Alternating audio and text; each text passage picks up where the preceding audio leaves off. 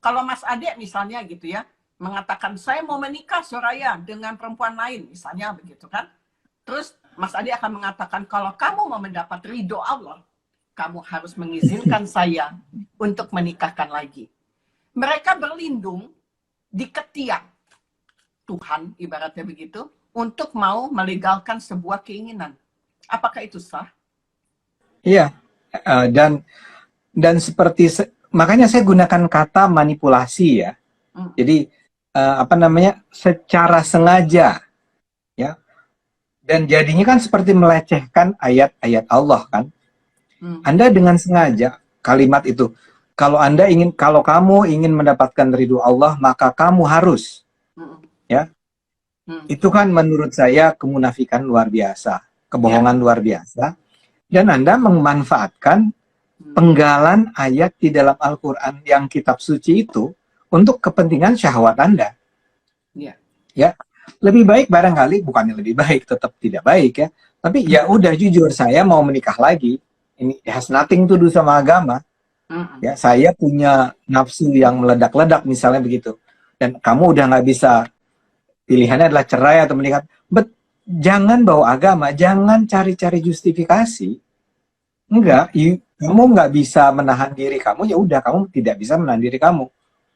Dan itu harus fair disampaikan. Nah, tapi kembali ke tadi ya, Soraya, saya belum sempat tuh merespons yang cerita Anda tentang Nabi Muhammad sendiri 9 istrinya. Ya. Jadi saya mau bilang begini, memang tidak pernah ada larangan poligami di dalam Islam. Ya, Anda cari manapun juga nggak ketemu. Dan praktek Nabi itu istrinya 9. Pemuka-pemuka Islam selanjutnya juga memiliki banyak istri. Bahkan yang namanya harem, yang namanya selir, yang namanya budak. Ya, perang yang ditaklukkan, perempuan-perempuan di wilayah yang ditaklukkan itu diambil, dijadikan budak-budak mereka dan ditiduri, digauli. Itu adalah sebuah cerita yang sangat lazim kita kenal dalam sejarah Islam. Makanya saya selalu katakan, nggak perlu kita terlalu mengatakan marilah kita kembali ke masa kejayaan khilafah gitu ya, abad 15-14 ketika Islam berkuasa. Coba cek kehidupan mereka. Kehidupan mereka itu bukan sesuatu yang layak ditiru di zaman abad 21. Tapi kita juga tidak boleh menilai apa yang mereka lakukan sebagai dasar orang Islam barbar gitu ya. Persis yang Soraya bilang, enggak, ketika kita menyebut dia barbar, dia itu hidup di era berabad-abad yang lalu. Ketika misalnya penaklukan itu biasa dilakukan. Kalau di abad 21 kan, misalnya gini, orang Indonesia merasa ingin memperluas wilayah dan menyerang Singapura. Dan menyerang Malaysia misalnya itu. Boleh enggak? Wah, semua bangsa di dunia akan menolak itu. Persis seperti ketika Amerika menyerang Irak kan. Nah, tapi abad 13, abad 14, abad 15, abad 16, yang namanya kolonialisme itu baru berakhir abad 20 sebetulnya praktis dihentikan. Tapi sebelumnya itu lazim dilakukan, termasuk oleh kerajaan-kerajaan Islam, dinasti-dinasti Islam. Poin saya adalah ketika itu dikecam nggak? Ya enggak, emang semua orang juga begitu. Mongol menyebar, Romawi menyebar, kemudian Belanda menyebar, Portugis menyerang dan seterusnya. Menaklukkan Amerika, orang Indianya dibunuhi. Nggak ada yang merasa itu sebagai sesuatu yang salah. Ini memang era di mana survival of the fittest. Survival of the fittest artinya yang selamat adalah yang kuat. Itu semua terjadi di abad lalu. Islam juga begitu. Anda pikir Islam berkembang di dunia pernah menguasai sepertiga belahan dunia? Kan itu yang selalu dibanggakan kan. Dinasti Umayyah, Abbasiyah, Utsmaniyah itu melalui jalan damai. Misalnya melalui dari daerah ke daerah menyebarkan Islam, kemudian orang di sana masuk Islam. Enggak, Soraya. Kerajaan-kerajaan Islam itu ya menyerang pakai pedang.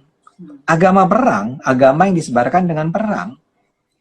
Saya sebagai muslim malu nggak? Ya enggak, ya era itu emang begitu. Ya, Romawi juga menyebar dengan cara begitu. Ya, negara-negara Kristen di Eropa yang tadi saya katakan, ada Portugis, ada Spanyol, ada Inggris, ada Belanda, ada apalagi Itali barangkali ya, ya memang datang conquest, pakai istilah conquering, conquest, Hmm. menaklukkan, Mm-mm. ya itu terjadi. Nah, termasuk di dalamnya tadi soal menikah istri banyak, ya kaisar Romawi ya begitu juga kelakuannya, Mm-mm. ya. Jadi tidak sesuatu yang harus dianggap sebagai buruk di masanya. Tapi kalau sekarang kita mengatakan, marilah kita kembali. Ini Ya. sama dengan era, marilah kita menegakkan khilafah di Indonesia. Seriously guys, Mm-mm. itu masa lalu. Itu masa yang kita anggap sebagai masa gelap. Ya. Sekarang kita berada di masa yang terang. Termasuk di dalamnya yang soal poligami itu. Nabi Muhammad itu 9, tapi 9 tuh kebanyakan adalah yang persis seperti Anda katakan tadi itu ya. Dia ingin menjalin hubungan sama kekuasaan di mana, Kekuasaan. dan si pihak yang diajak biasa kan ya, kami menyerahkan anak kami atau siapa gitu ya sebagai istri untuk membangun hubungan yang Baik. baik Lancarkan dengan, hubungan. Ya. betul. Terus ada yang kena perang ya, karena untuk menunjukkan bahwa Nabi ingin menunjukkan bahwa pihak yang kita kalahkan ini harus kita perlakukan sama ya dengan kita, Dengan dia adil. nikahi ya. Oh, Ada yang Ya. untuk menaikkan derajat budak dan seterusnya. Jadi ada banyak alasan yang menyebabkan Nabi Muhammad itu menikah lagi ya. Ya. Nah, ini yang bukan seringkali, selalu persisnya diabaikan oleh mereka-mereka yang sedang mengkampanyekan poligami. Dan saya betul-betul nggak paham kenapa kelompok-kelompok ini seperti menganggap bahwa poligami itu adalah sesuatu yang penting dalam masyarakat Islam. Tapi kalau kembali ke pertanyaan Soraya, jawaban saya adalah ya ini kalau dalam analisis sosiologis, ya kaum pria yang dengan kita memiliki antara laki dan perempuan itu punya power relations yang nggak setara ya. Ya, betul. Berabad-abad ini terjadi. Kami memimpin, kamu dipimpin. Perempuan dipimpin, bukan kamu ya. Perempuan itu dipimpin, laki-laki memimpin. Laki-laki imam, perempuan itu mengikuti imamnya. Apapun yang dikatakan oleh pemimpinnya, maka perempuan harus nurut dan seterusnya. Nah, masalahnya sekarang perempuan-perempuan mulai punya kesadaran bahwa enak aja gitu kan. Kenapa gue harus nurut selalu? Saya kan juga punya eksistensi, saya juga punya suara. Nah, cara untuk mengalahkan perempuan-perempuan yang berani melawan ini adalah menggunakan agama. Ya. Karena nggak bisa nih suara ini misalnya saya taruhlah kita suami istri, terus saya ngomong terus Anda bantah terus. Sebel kan nih suami nih. Dasar nih perempuan mentang-mentang gitu ya, udah punya pendidikan tinggi, ngebantah-bantah saya. Keluarlah senjata pamungkas saya. Menurut agama, wahai istriku, kamu tidak boleh membantah saya. Surga itu ada buat perempuan-perempuan yang nurut sama suaminya. Jadi ini perasaan ketakutan kita, ketakutan kaum pria yang di-challenge powernya oleh perempuan-perempuan yang mulai berani-beraninya ngebantah, berani-berani bilang bahwa oh saya mau menikah lagi nih ke istri saya. Istri saya bilang enak aja gitu kan, nggak mau saya. Itu kan fair tuh. Kalau si perempuan bilang nggak apa-apa mas, silahkan. Alhamdulillah kan. Ini masalah perempuannya nggak mau ya. Nggak mungkin. Maka saya harus Tidak ada. Maka saya harus gunakan agama. Mas Ade, saya potong. Saya perempuan. Saya tahu banget perasaan perempuan. Pacaran aja Mas Ade, kalau pacar saya berani nih selingkuh, berani nih kontak-kontak sama laki-laki perempuan lain, gandeng tangan, oh selesai masuk tong sampah. Gitu ya. Nggak boleh gitu dong, itu hak pacarnya Soraya dong. Masih pacaran aja sudah mau memanfaatkan, gak bisa. Gitu. Itu saya punya prinsip.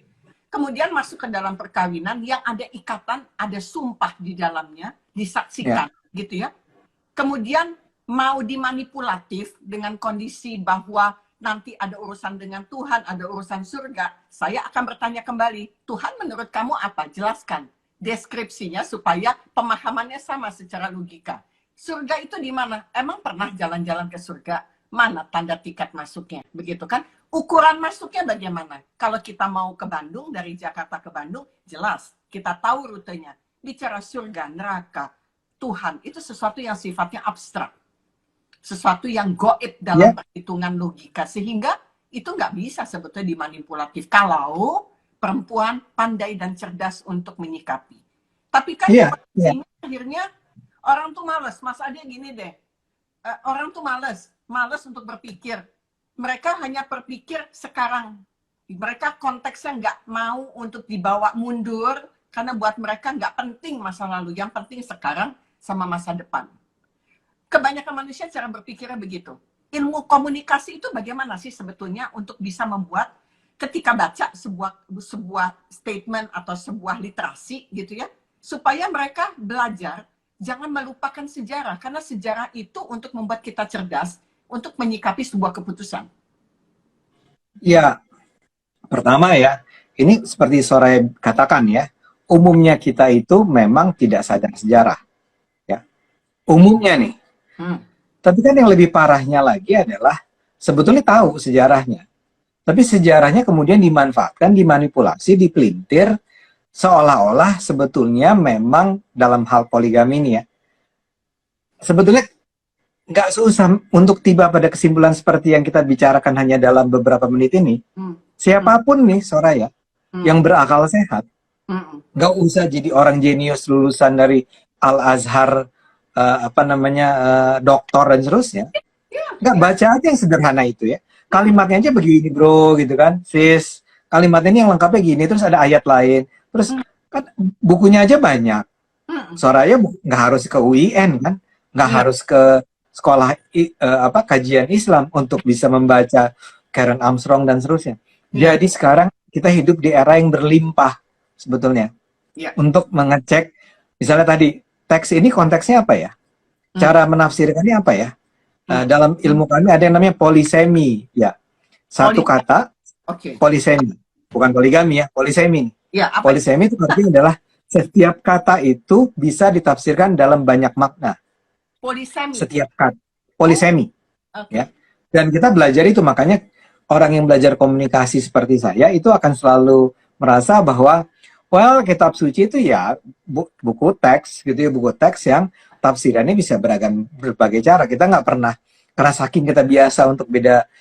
Satu kata itu bisa dibaca dengan 7 cara ya. Ketika kita tiba pada ayat Quran pun kita akan bilang, ini Tuhan maksudnya apa ya? Karena bukan cuma yang literal itu bukan berarti maknanya adalah sebagaimana yang dikatakan secara literal. Ya. Betul. Mas Ade, membaca literal itu, literasi itu kan dia satu kalimat panjang gitu ya. Itu kan pemaknaannya ada 2 kata. Misalnya gini deh, pakai Anissa lagi yang tadi gitu ya. Dan jika kamu takut tidak akan berlaku adil. Jika kamu takut harus dijelaskan. Takutnya itu ukuran apa? Misalnya begitu kan? Lanjut misalnya, tidak akan dapat berlaku adil.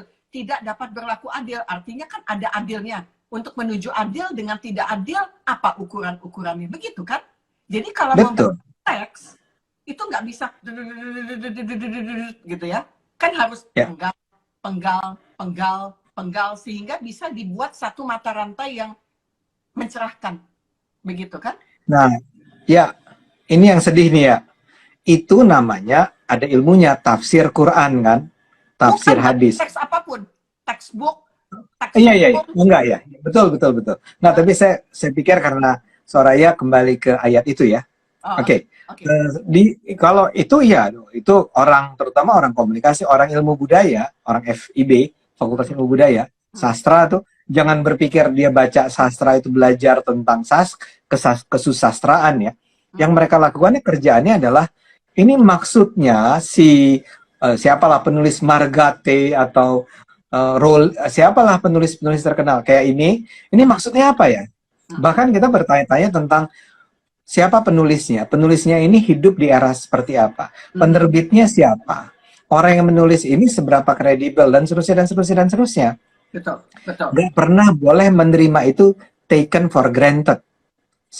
Jadi misalnya gini, Soraya baca itu, Soraya juga nggak boleh begitu saya mengatakan ini benar isinya, belum tentu. Oh iya betul. Ya, kan? Ya, sama dengan ketika kita baca Karen Armstrong, kalau kita baca siapapun, Quraish Shihab dan macam-macam, kita baca dengan pemahaman bahwa ini ditulis manusia Dan manusia itu punya konteks. Konteksnya ada sejarahnya tentang siapa dia, tentang tadi dia orang kaya atau bukan orang orang yang bahagia atau orang yang sedih dan seterusnya dan seterusnya. Nah, saya nggak bilang, misal kembali ke agama lagi ya, saya nggak bilang bahwa Al-Quran itu ditulis oleh orang ya, tapi apa yang diinginkan, dimaksudkan oleh Tuhan dengan ayat-ayat dia, persis seperti juga baca Injil, ya, persis seperti Anda baca kitab suci yang lain, itu pasti punya ada meaning di belakang kata, gitu loh. Kata kayak tadi yang kamu bilang, it's a words, ya apa itu kata word, ada word terus jadi kalimat, kalimat menjadi alinea, alinea menjadi halaman dan seterusnya. Kata, Ya? sebentar, kata jadi kalimat, kalimat jadi alinea, menjadi paragraf, alinea terus menjadi the whole paragraf, jadi alinea, jadi semuanya begitu ya. Semuanya, ya. Kemudian ada subchapter, ada chapter, bla bla bla bla. Ya. Itu kan nggak, kata itu nggak bisa berdiri sendiri seperti itu.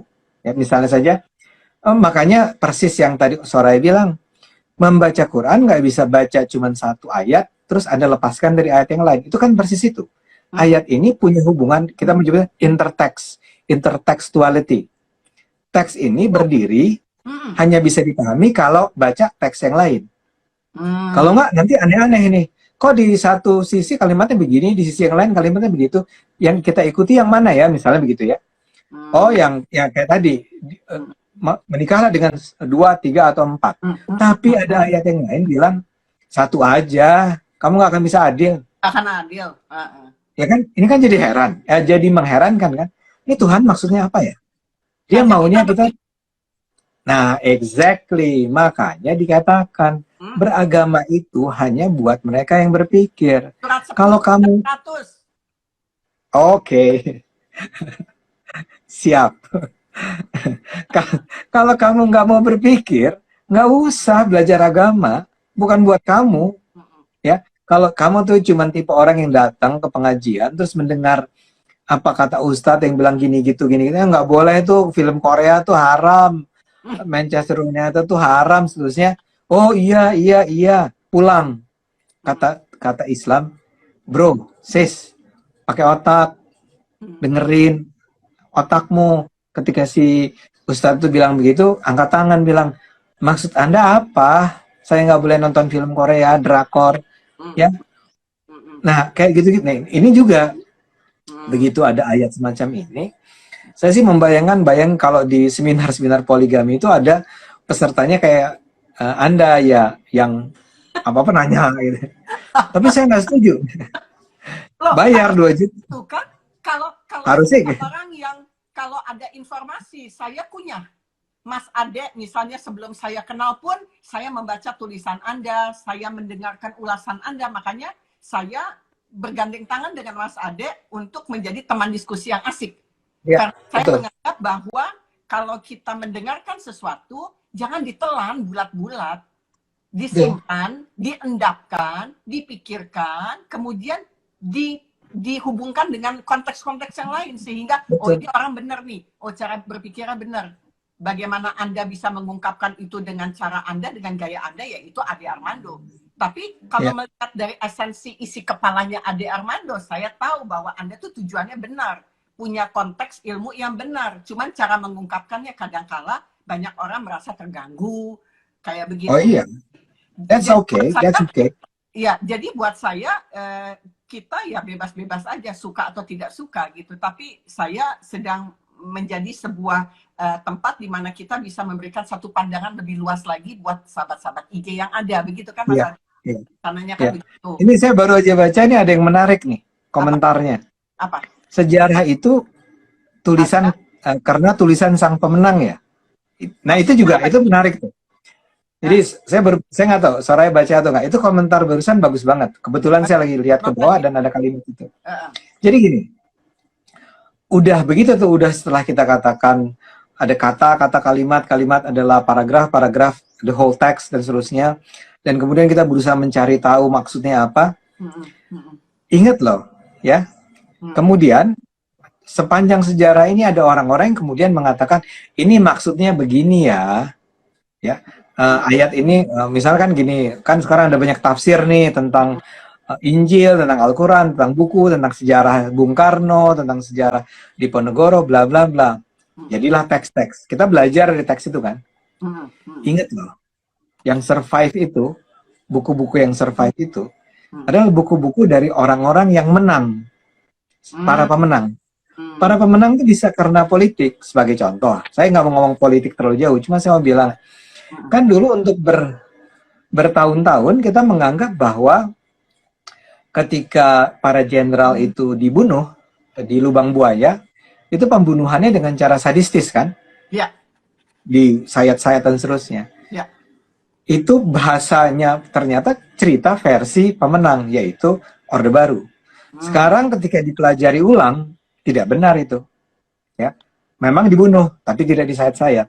Nah, the whole history, apa yang kita kenal sebagai history of the world itu, atau history Indonesia, history Jawa, history Sumatera, history Islam dan segala macam, ya memang adalah ditulis oleh orang-orang yang memenangkan pertarungan kekuasaan, termasuk dalam hal tafsiran mengenai agama.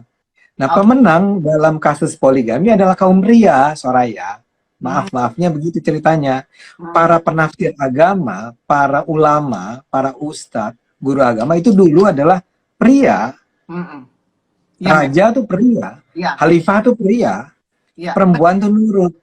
Maka kalau Anda selalu merujuk pada tafsiran di masa lalu, ya tafsirannya tafsiran male centris. Artinya memang senternya adalah kepentingan pria. Ya, kepentingan pria. Betul. Kan baru abad ke-20 ada orang kayak Soraya Haq yang bisa muncul seperti ini dan ngomong seenak-enaknya aja dan mengkritik. Dasar hukumnya, saya bicara ada dasar hukumnya, tapi saya berani ada buktinya, Mas Ade. Bukan hanya sekedar untuk mengungkapkan emosi karena nggak ada urusan poligami dengan saya pribadi, tapi saya menggugah teman-teman perempuan yang ada di luar sana bahwa tadi Mas Ade sempat saya potong sebentar bahwa konteks mengenai G30 SPKI dengan sejarah yang ada di Indonesia, dengan tulisan tadi komentar sejarah itu ada karena tulisan sang pemenang. Artinya konteks itu bisa benang merahnya sama loh dengan konteks daripada poligami. Karena apa?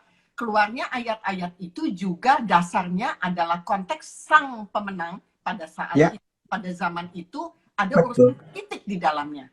Jadi politik kenegaraan menyatukan antara satu klan dengan klan yang lainnya di Arab itu adalah menjadi satu dasar sebetulnya dengan perkawinan. Seperti Mas Ade bilang, ketika kalah perang untuk supaya tetap mengangkat harga derajat manusia, ada perkawinan tapi sebagai bentuk daripada pemersatuan. Sebetulnya kan konteksnya geografis sekali begitu ya, bukan sesuatu yang sifatnya individu dan syahwat gitu loh Mas.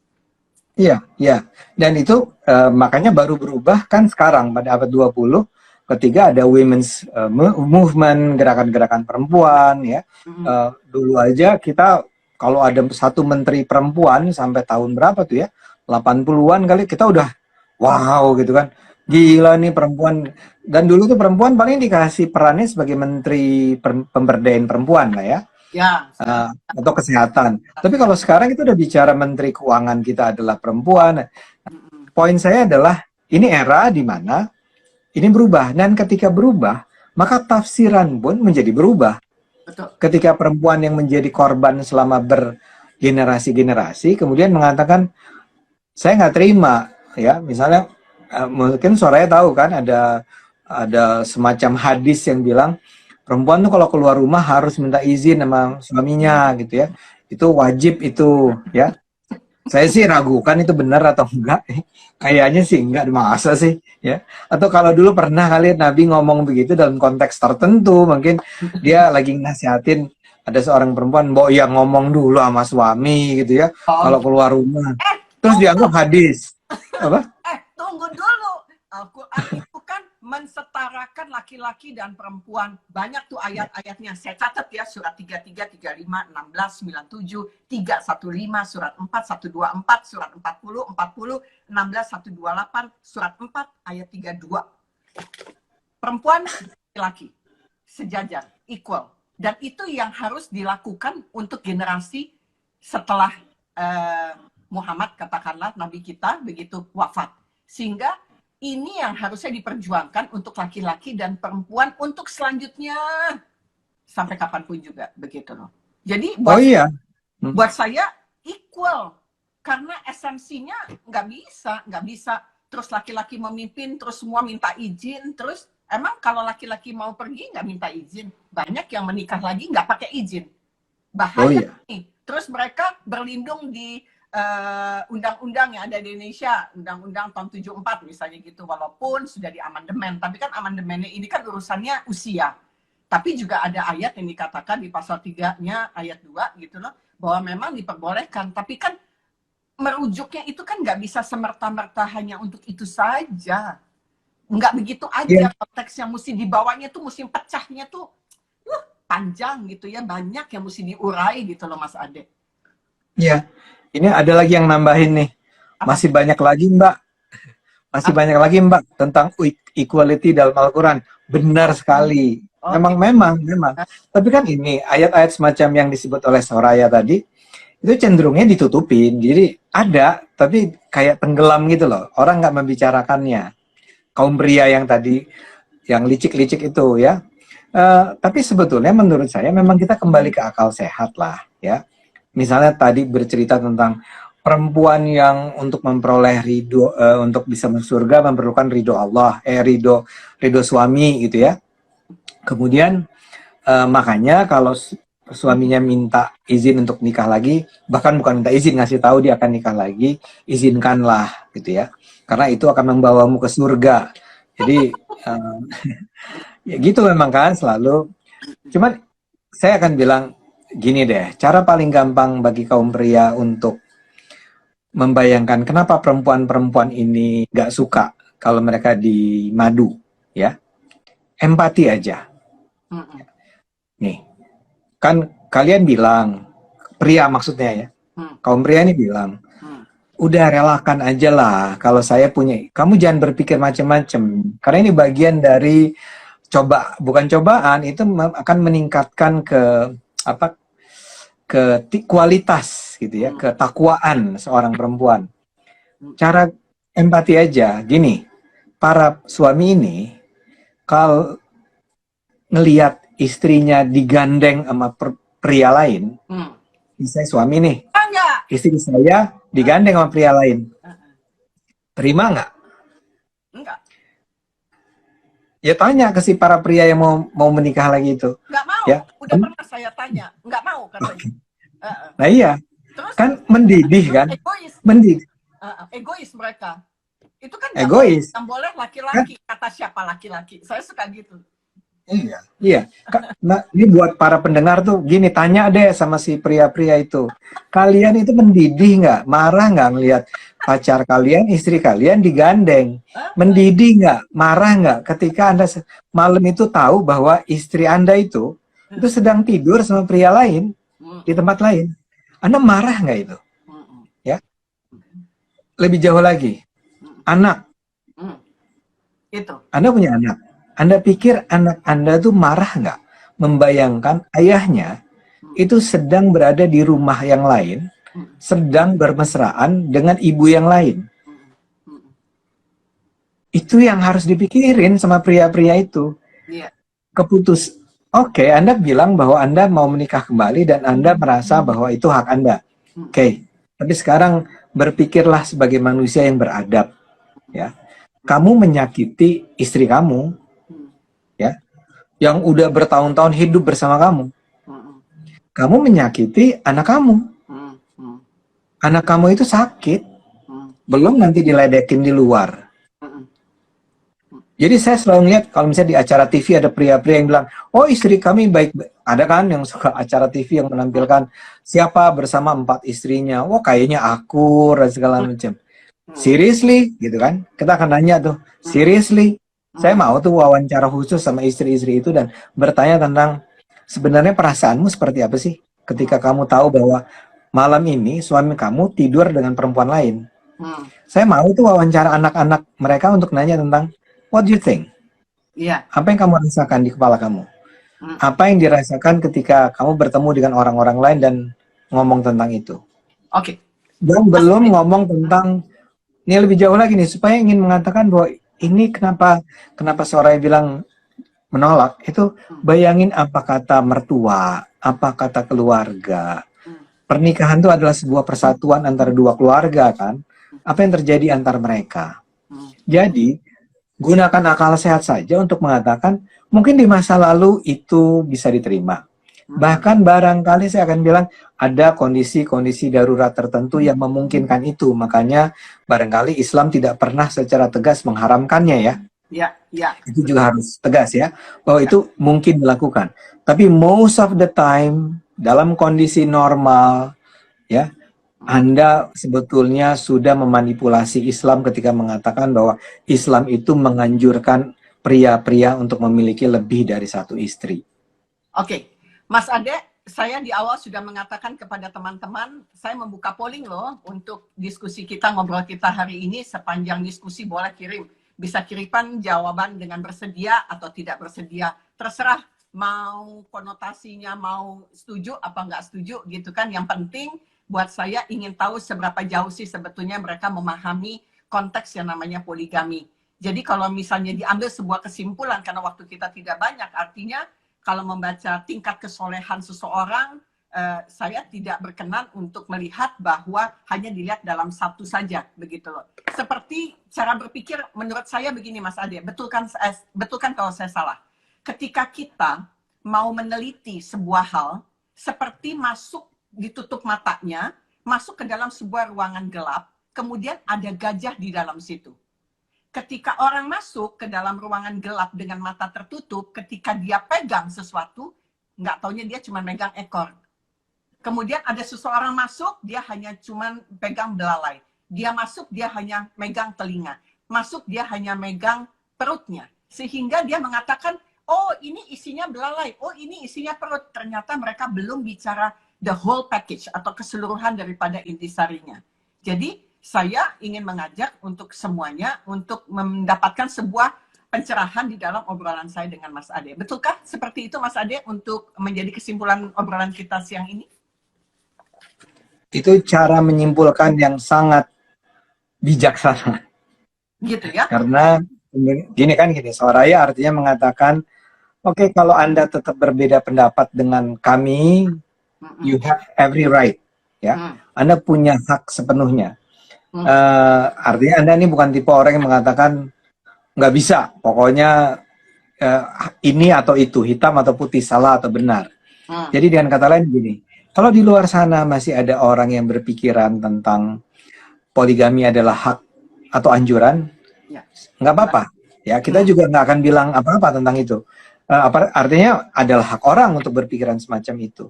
Tapi saya juga akan punya hak untuk mengatakan bahwa mereka yang mengatakan bahwa poligami adalah sesuatu yang dianjurkan, atau barusan ada kalimat salah seorang peserta yang bilang poligami itu adalah ibadah, maka saya akan bilang itu bohong. Ya, itu pandangan saya. Dalam pandangan saya itu bohong, itu tidak benar.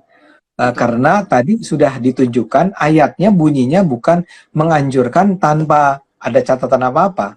Ya, ada kondisi tertentu yang harus dipenuhi terlebih dahulu, dan kondisinya seperti tidak akan pernah terjadi. Betul. Karena Anda harus mulai dengan pernyataan berlaku tidak adil terhadap perempuan yatim.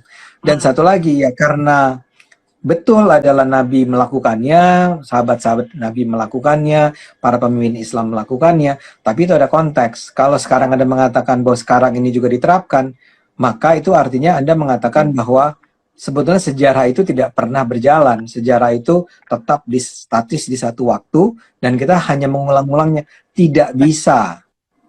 Baik, jadi kata kuncinya saya boleh untuk menyimpulkan adalah keterbelakangan dan juga perempuan bukan komoditi. Mungkin itu kata kunci.